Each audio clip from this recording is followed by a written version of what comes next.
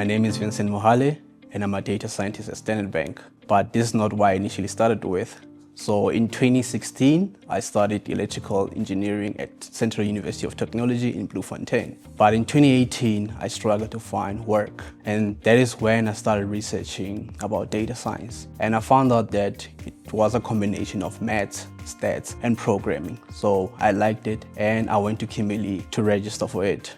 I actually did great in my first year. And I went on to complete my honors also at Plucky University and also my master's there. I'm someone who likes asking why and what if, so data science has given me the tools to ask those questions in a meaningful way.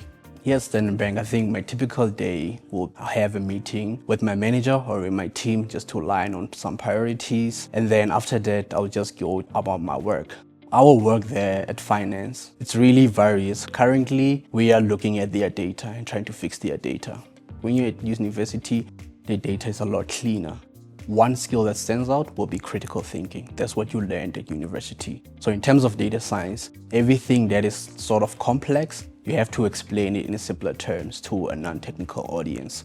From varsity, the size of the data is a bit smaller. So when you're working at an organization like Standard Bank, the data is a lot because there's a lot of customers. There's a lot of things that they do on a daily basis. So that's one thing that has changed when it comes to university and the work life. Data is a lot messier and the timelines are a lot stricter also.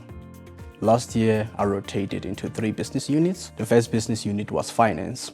And at finance, we did a lot of anomaly detection there. Also, we looked into how to fix their data. And then in my second rotation, I moved into credit. Credit's a regulated space and it's very hard there because we're building credit because it involved customer data.